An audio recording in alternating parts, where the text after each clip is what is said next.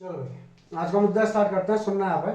कल हम लोगों ने बात की थी किसकी, इंक्रीजिंग डिक्रीजिंग फंक्शन, जिसमें हम लोगों ने पॉलिनॉमियल फंक्शन देखे थे। पॉलिनॉमियल में हमने क्या देखा था, क्वाड्रेटिक और क्यूबिक ज्यादा और एक बाय क्वाड्रेटिक देखा था कि इनको पेपर में किस तरीके से प्रूव करना है कि किस में ये इंक्रीजिंग है और किस में ये डिक्रीजिंग है। ठीक है, ये हमने कल बात की थी। आज की हम लोग बात करते हैं, ध्यान देंगे आप सब लोग।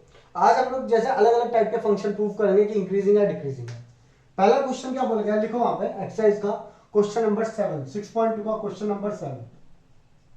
ठीक है, क्वेश्चन बोला गया है y is equal to log of 1 plus x, y equal to log of 1 plus x minus 2x upon 2 plus x. ठीक है भाई, अब और ये चीज बोल दी गई है x is always greater than -1। क्यों? क्योंकि अगर x की वैल्यू -1 डालोगे तो ये 0 बन जाएगा, हाँ कि ना? और -1 से छोटा डालोगे x को -1 से छोटा डालोगे तो लॉग के अंदर नेगेटिव आ जाएगा। क्या लॉग के अंदर नेगेटिव आ सकता है क्या? एंड हेंस इसलिए यहाँ पे लिखा हुआ है x इज ग्रेटर देन -1। मतलब तुमको इंटरवल में -1 से छोटा जाना ही नहीं है, समझे क्या?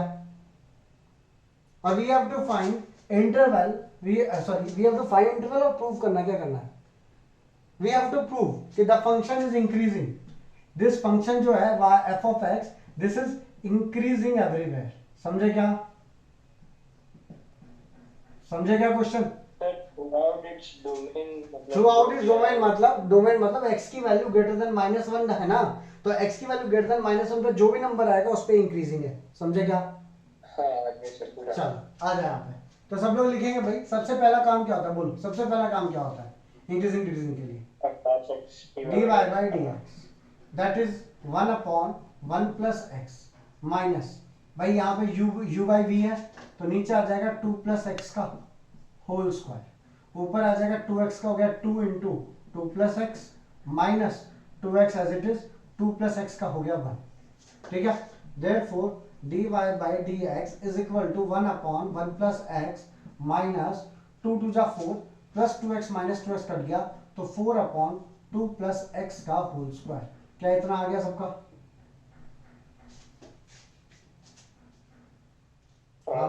अगला काम क्या होता है बोलो, अगला काम क्या होता है बोलो? Very good, dy by dx is equal to 0। क्यों करते हैं भाई ऐसा? ये कंडीशन कहां पे ट्रू होती है? dy by dx की वैल्यू 0 कहां पे होता है? Critical points. Very good, at critical points. Critical points पे ये कंडीशन होती है कि dy by dx equal to 0। तो सिंपल सी बात है, 1 upon 1 plus x minus 4 upon 2 plus x का whole square is equal to 0। तो 1 upon 1 plus x is equal to 4 upon 2 plus x का होल स्क्वायर। ठीक है, तो कितना आ जाएगा? 1 upon 1 plus x, 1 upon 1 plus x is equal to 4 upon 4 plus x square plus 4x। ये इधर जाएगा तो x square plus 4x plus 4 equal to 4 plus 4x। ठीक है भाई, 4 से 4 कैंसिल हो गया, 4x से 4x कैंसिल हो गया, एक्स स्क्वायर इक्वल टू 0, तो x की वैल्यू कितनी आ गई? दो वैल्यू नहीं आनी चाहिए? नहीं, x की वैल्यू 0 आ गई। कितनी आ गई? 0। 0। अब x की वैल्यू 0 आ गई but x is greater than -1 बोला है, तो इंटरवल जो बनेगा तुम्हारा, interval will be -1 to 0 and 0 to infinity. Check करो dy by dx की वैल्यू जब -1 से लेकर 0 के बीच का कोई पॉइंट डालोगे तो क्या आएगा? चेक करो, वैल्यू पुट करो। आ जाओ भाई, इन इंटरवल -1 टू 0, -1 से लेकर 0 के बीच में एक नंबर आता है -1/2, -1/2 पुट करो। -0.5। तो dy मतलब f dash of -1/2, f dash of -1/2 is equal to 1 upon 1 minus half minus 4 upon 2 minus half का whole square. That is 1 minus 1/2 is 2 minus 2 minus half is 3/2, 3/2 का स्क्वायर होता है 9/4, तो -16/9। हाँ या ना? 9 टू 18, 18 माइनस 16, तो ये आ गया 2/9, दैट इज ग्रेटर देन 0। तो फंक्शन इंक्रीजिंग या डिक्रीजिंग? ग्रेटर देन 0 इंक्रीजिंग है। नेक्स्ट, अब इसमें डिक्रीजिंग होगा 0 टू इंफिनिटी में। हाँ आगे ना चेक करो, दिखाना तो बस। 0 से लेके इन्फिनिटी तक एक नंबर पुट करो, f dash of 1, f dash of 1 is equal to, f dash of 1 equal to 1 upon 1 plus 1 minus 4 upon 2 plus 1 का होल स्क्वायर, तो दैट इज 1/2 माइनस 4/3 का स्क्वायर 9, एलसीएम लेंगे 9 टू जा 18 आ गया, यहाँ पे जाएगा 9 माइनस 4 टू जा 8, answer is 1/18, again the answer is greater then 0, the function is, increase है। क्या बोला गया था कि प्रूव करना है function is increasing in the domain, हाँ है ना। हाँ अब जो कल तो यश तू बोल रहा था ना कि अगर एक में इंक्रीजिंग है तो दूसरे में डिक्रीजिंग होगा ही होगा, हाँ वो सिर्फ तभी है जब that is a polynomial function, समझे क्या। लॉगरिथम में कहा गया। हाँ लॉगरिथम इनमें एक बार चेक कर लेना कि इंक्रीजिंग इंक्रीजिंग तो नहीं बन रहा है, समझे क्या ये चीज। बताता हूँ ना, हाँ बताता हूँ ना क्यों आया, ये ग्राफ से दिखाता हूँ तुम लोग को डेसिमल्स पे, ये चीज दिखाता हूँ मैं तुम लोग को, पहले इसको लिख लो, बट पेपर में जब भी आएगा ना अगर बोर्ड में, तो ये चीज भूलना मत, इस क्वेश्चन को याद करके बैठो कि इसमें ऐसा होता है कि क्रिटिकल पॉइंट तो 0 दिखाता है बट फिर भी दोनों में क्या दिखा रहा है वो इंक्रीजिंग, समझे क्या बात को। therefore the function is increasing in the domain, समझा क्या। चलो लिखो, हाँ जल्दी लिखो उसको पहले।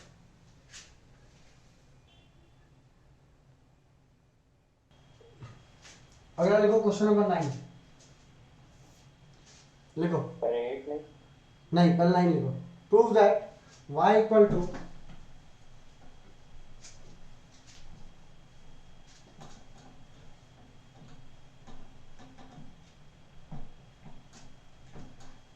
prove that y is equal to, question number 9, prove that y is equal to 4 sin theta upon 2 plus cos theta, 4 sin theta upon 2 plus cos theta minus theta, ठीक है, is an increasing function in the interval theta belongs to 0 to pi by 2, theta belongs to 0 to pi by 2, और इसके अंदर ये increasing function है, मेरे को ये प्रूव करना है, ठीक है भाई। चलो भाई सबसे पहला काम क्या करेंगे, बोलो आ जाओ, बोलो भाई, dy by d थीटा, तो dy by d theta is equal to, नीचे आ जाएगा 2 प्लस cos थीटा का होल स्क्वायर, ऊपर आएगा 4 sin थीटा का derivative 4 cos theta into 2 plus cos theta minus 4 sin theta into minus sin theta into -1 आएगा भाई। थीटा का विद रिस्पेक्ट टू थीटा कितना होगा, 1 होगा ना। तो यहाँ पे कितना आ जाएगा, 4 2 जा 8 cos theta plus 4 cos square theta plus 4 sin square theta whole divided by 2 plus cos theta का होल स्क्वायर माइनस, ठीक है। इसको थोड़ा सिंप्लीफाई करते हैं पहले, तो ये कितना आ जाएगा, या एक काम करो ऐसे ही रहने दो इसको जैसा भी, dy बाय डी थीटा। अगला स्टेप क्या होता है भैया हमारा, बोलो बोलो भाई, dy by d theta equal to 0, तो dy by d theta is equal to 0, ठीक है। तो यह आ जाएगा 8 cos थीटा, और ये दोनों मिला के 4 बन जाएगा, 4 कॉमन ले लूंगा तो 8 cos theta plus 4 upon 2 plus cos theta का होल स्क्वायर -1 इक्वल टू 0, तो इक्वल टू में जाके कितना हो जाएगा 1। अब ये इधर पे जाएगा तो कितना आएगा, तो ये आ जाएगा 8 cos theta plus 4 is equal to 2 plus cos theta का होल स्क्वायर, तो ये कितना आ जाएगा 8 cos theta plus 4 is equal to 2 का square 4 plus cos square theta plus 2 2 जा 4 cos थीटा, 4 से 4 कैंसिल हो गया, cos स्क्वायर थीटा इधर भेज दो या एक इसको इधर भेज दो, तो 4 cos theta is equal to cos square theta, ये इधर जाएगा तो cos square theta minus 4 cos theta equal to 0, दोनों में से cos थीटा कॉमन निकाल दो, तो cos theta minus 4 equal to 0, तो या तो cos थीटा की वैल्यू 0 हो जाए, cos थीटा इक्वल टू 0, या तो cos थीटा की वैल्यू 4 हो जाए, क्या ये पॉसिबल है क्या, नो सर नहीं। तो cos थीटा की वैल्यू 0, मतलब थीटा की वैल्यू कितनी डिग्री होगी 5/2, therefore interval is 0 to pi by 2, हाँ या ना, सब लोग। तो इंटरवल आ गया हमारा 0 से लेकर के कहां तक, π/2 तक। नाउ अब मेरे को चेक करना है कि फंक्शन इंक्रीजिंग है या डिक्रीजिंग है। तो भाई मेरा dy/dθ ये आया था, कोई भी एक वैल्यू बोलो 0 से लेकर π/2 तक, बोलो भाई, बोलो भाई। π/6। π/6, π/4 ले लो यार, आगे ना, हाँ, π/4 है। या चलो π/6 ले लो, कोई दिक्कत नहीं है। तो f डैश ले लो 1/2 है। ऑफ चलो π/3 ले लो, f dash of π/3 that is equal to 8 cos π/3 plus 4 cos square π/3 minus plus 4 sin square π/3 whole divided by 2 plus cos π/3 का होल स्क्वायर -1। ठीक है, अब इसको सॉल्व करो। cos π/3 मतलब cos 60 हाफ होता है भाई, तो ये हो गया 4 प्लस cos 60 का स्क्वायर तो 1/4 से 4 कट गया 1 प्लस sin π/3 होता है 3/2 √3/2 का स्क्वायर 3/4, तो यहाँ कितना बच गया, 3 बच गया, होल डिवाइड बाय यहाँ कितना आ गया 2 प्लस cos π/3 होता है हाफ, तो 2 प्लस हाफ 5/2 का स्क्वायर 25/4 -1, तो ये कितना आ गया 4 + 1 5 और 3 8 4 जा 32/25 -1। अब ये वैल्यू 1 से बड़ी है छोटी है, आंसर इज ग्रेटर देन, हाँ कि ना। therefore function is increasing in the interval 0 to π/2। समझे क्या बात को। हाँ सर। तो कल जो हमने किया था वही काम कर रहे हैं, बट आज जो हमारे पास फंक्शंस हैं वो कैसे हैं, कोई लॉग है, कोई टेन है, कोई कॉस है। समझे क्या। कल बस हमारे पास में एक पॉलिनोमियल फंक्शन होता था, क्यूबिक, क्वाड्रेटिक, बाय क्वाड्रेटिक। आज हमारे पास में अलग अलग टाइप के फंक्शन है। समझे क्या। हाँ। लिखो उसको जल्दी। हाँ।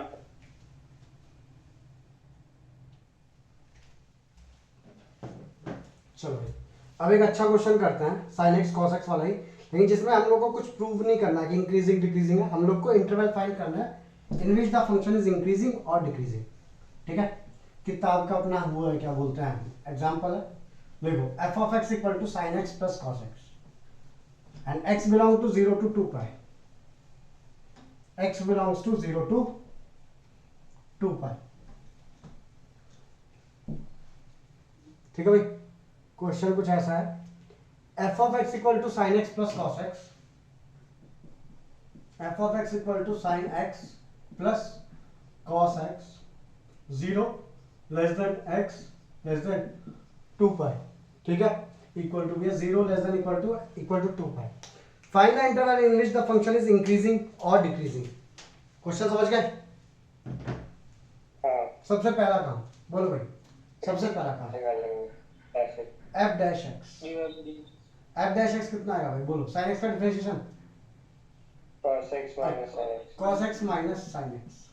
ठीक है, now f dash x equal to 0, तो cos x minus sin x is equal to 0, therefore sin x is equal to cos x, मतलब tan x की वैल्यू आई, tan x is equal to 0 से लेकर के 2 पाई तक tan x 1 कब कब होता है, पहले बता दो मेरे को जल्दी से। एक बार फर्स्ट क्वाड्रेंट में π/4 पे और एक बार थर्ड क्वाड्रेंट में 5π/4 पे, तो x is equal to π/4 comma 5π/4, हाँ कि ना। हाँ। और अगर किसी को ये नहीं निकालना है ना कि x इक्वल टू π/4 एंड 5π/4, तो भाई क्लास 12वीं का लायक नहीं हो, 11वीं में दोबारा जाकर बैठ। ठीक है, आगे ध्यान देना आप। आगे की बात करता हूं मैं तुम्हारे साथ में। अब इंटरवल कहां से कहां तक बनेगा, 0 से लेकर के π/4 से लेकर के और 5π/4 से लेके 2 पाई। तो इंटरवल्स आर 0 to π/4 कॉमा π/4 से लेकर के 5π/4 कॉमा 5π/4 से लेकर के 2 पाई। क्या ये बात समझ में आई सबको, हाँ या ना। सर ब्रैकेट लगे, क्योंकि जैसा है वैसे ही लगाएंगे ना, इधर ओपन लगाओगे बट यहाँ जो एंड पॉइंट पे जैसा दिया रहता है वैसे लगाएंगे। समझे क्या। चलो प्लस बना अब इंटरवल आ गए। अब मेरे को क्या चेक करना है कि द फंक्शन इज इंक्रीजिंग और डिक्रीजिंग। तो पहले इंटरवल 0 to इंटरवल 0 से लेकर के π/4 तक का जो इंटरवल है, ठीक है भाई। तो भाई इसके बीच में कौन सा एंगल लाई करता है 0 से लेकर π/4 के बीच में, जिसकी वैल्यू फाइव तुम बाई टू π/2 इतना मारूंगा साला 0 से लेकर 45 सॉरी तक बोलते हैं ना 5/6 लो 5/6। तो लिखो फिर वहां f dash of 0 f dash of π/6। π/6 मतलब 30 डिग्री। तो sine 30 sorry cos 30 minus sine 30 मतलब कॉस π/6 माइनस साइन π/6। कॉस π/6 होता है कितना √3/2 माइनस 1/2 दैट इज √3 माइनस 1/2। √3 होता है 1.73। 1.73 में से 1 जाएगा पॉजिटिव आएगा मतलब answer is greater then. therefore f of x is increasing in the interval 0 to π/4 increasing in 0 to π/4। ठीक है। नेक्स्ट इंटरवल π/4 से लेकर के 5π/4 कोई भी एक एंगल बोलो। f डैश ऑफ पाई ले लेते हैं चलो। तो that is cos pi minus sine pi.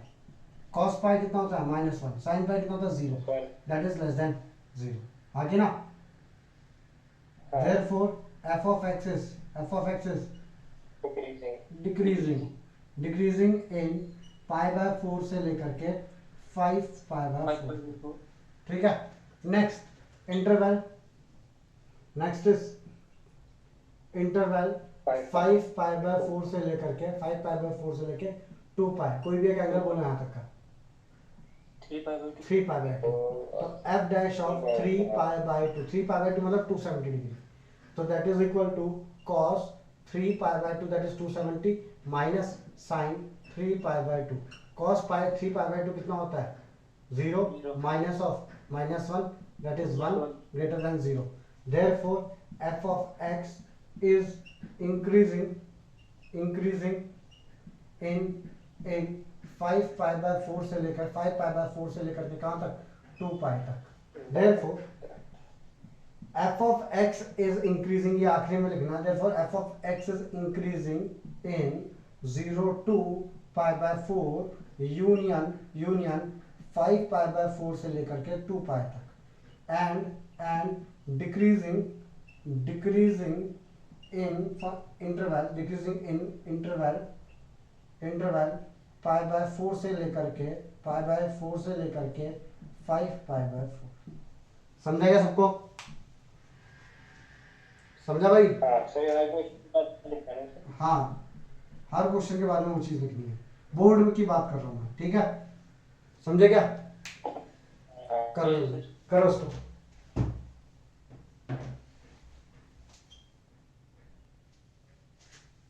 देखो ये अगला question y equal to f of x equal to sine 3x in the interval 0 to π/2 और बोला क्या गया find the interval in which the function is increasing और decreasing. समझ गए?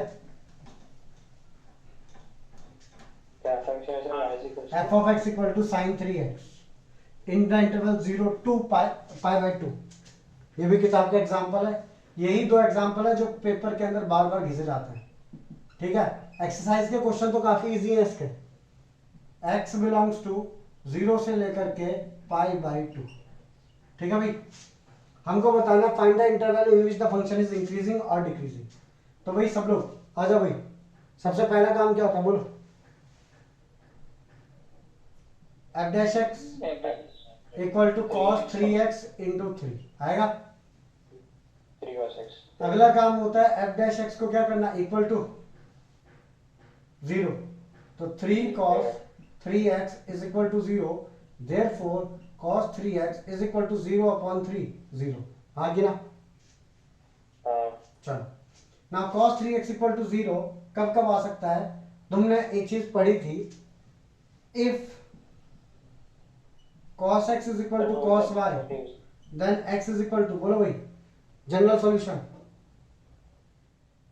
सर n by again बोल n by s minus n pi theta या 2n pi n 2n by पाएगा 2 हाँ 2n पाई आगे plus minus plus minus y समझे क्या? y था प्लस माइनस थीटा है y ठीक है, तो ये तुम्हारा पिछले साल जनरल सॉल्यूशन था ट्रिग्नोमेट्री में। तब cos 3x की वैल्यू cos 0 है, cos 3x is equal to cos 0, therefore 3x is equal to 2n pi plus minus 0 degree आएगा। सॉरी ये सॉरी सॉरी सॉरी मेरी गलती है, cos 3x equal to cos 90 आएगा ना, हाँ कि ना? 090 होता है हाँ हाँ सही है तो प्लस माइनस 90 मतलब पाई बाई 2 आएगा। सब लोग हाँ चलो अब यहाँ पे आ जाओ, तो therefore 3x is equal to 3x is equal to, भाई अगर n की वैल्यू मैंने 0 डाल दी तो 3x की वैल्यू कितनी आएगी? पाई बाई 2। सब लोग अगर n की वैल्यू n इक्वल टू मैंने 0 डाला तो 3x की वैल्यू आ जाएगी प्लस पाई बाई 2। अगर मैं लेता हूं तो ये नीचे आएगा तो x की वैल्यू कितनी आ जाएगी? पाई बाई 6। क्या x की वैल्यू 0 से लेके पाई बाई 2 के बीच में बिलोंग कर रही है? कर रही है चलो दोनों साइड सॉल्व नहीं कर सकते थे क्या? क्या भाई क्या बोल रहा है? cos inverse cos x equals to cos inverse 0 cos inverse 0 का cos इनवर्स 0 है कहां पे, ये बताएगा पहले। डाल देते भैया दोनों साइड cos इनवर्स, उससे क्या मिलेगा तेरे को? लेकिन cos inverse cos 3x equals to cos inverse 0, तो वो पाई बाय 2 हो गया और ये 3x हो गया। x equal cos inverse of cos 3x is equal to cos inverse 0 ना। हां मैं पूछना कर सकते हैं क्या? बट लेकिन उससे तेरे को सिर्फ एक आंसर मिलेगा ना। देख जो cos इनवर्स जो फंक्शन होते हैं ना, उनकी जो डोमेन होती है ना वो बहुत स्पेसिफिक होती है, समझा क्या? हां उससे सिर्फ एक ही आंसर मिलेगा, बट यहाँ एक से ज्यादा हो सकते हैं ना आंसर। ठीक है, हां भैया अगला सुनना यहाँ पे। अगर मैंने n की वैल्यू जब मैंने 0 डाल दी तो ये मिल गया। अगर n की वैल्यू 1 डालूंगा तो 2 पाई 3x की वैल्यू कितनी आएगी? अगर n की वैल्यू मैंने 1 डाल दी तो 3x is equal to 2 pi plus pi by 2 comma 3x is equal to 2 pi minus pi by 2 आएगा। 2 पाई प्लस पाई बाई 2 कितना होता है? 3x is equal to 4 5 pi by 2 आता है, तो x is equal to 5 pi by 6। और यहाँ की अगर इसको लिखो मत 2 मिनट, इसको लिखो मत 2 मिनट, तुम लोग सिर्फ सुनो इसको। अगर मैं इसको लूंगा यहाँ पे तो 3x is equal to 2 pi minus, तो 4 माइनस 1 3 पाई बाई 2, तो x इज इक्वल टू 3 से 3 कट गया तो ये आएगा पाई बाई 2, हाँ कि ना? सब लोग वही, बाकी लोग वही बोलो। हाँ भाई तो भाई एक चीज देखो यहाँ पे, x की वैल्यू जब मैंने 0 डाली, x की वैल्यू 0, n की वैल्यू 0 डाली तो भाई x की एक वैल्यू आ गई पाई बाई 6। जैसे ही मैंने n की वैल्यू 1 डाल दी तो एक आंसर आ गया पाई बाई 2, एक आंसर आ गया 5 पाई बाई 6। 5 पाई बाई 6 होता है 150 डिग्री। क्या 150 डिग्री 0 से पाई बाई 2 के बीच में लाई करता है क्या? नहीं तो आंसर है इसको नहीं लेंगे, तो सिर्फ कौन सा बचेगा? Pi by 2। तो critical points are pi by 6 and pi by, समझे क्या? Therefore intervals are 0 to pi by 6, ठीक है? Pi by 6 to pi by 2। समझा क्या सबको ये चीज? वैसे तो इनफाइनाइट इंटरवल्स होंगे ना इसके। कैसे इनफाइनाइट होंगे भाई? यहाँ पे x की वैल्यू डिफाइन कर रखी है ना, 0 टू पाई बाई 2। अगर ये डिफाइन ना करे तो ये चलता रहेगा इंटरवल। हाँ तो चलता रहेगा। समझा सबको? हाँ सर नाउ अब f डैश x चेक करो इस इंटरवल में। f डैश पहला इंटरवल ले रहा हूं मैं, इंटरवल 0 टू पाई बाई 6, ठीक है? 0 से लेकर जो पाई बाई 6 वाला इंटरवल है उसमें वैल्यू चेक करता हूं मैं। तो 0 से लेकर के पाई बाई 6 होता है 30 डिग्री, तो 0 से लेकर 30 डिग्री के बीच में क्या आता है? 15 डिग्री आता है। 15 पुट कर दो यहाँ पे, मतलब pi by 12। f dash of pi by 12 that is equal to 3 cos 3 into pi by 12।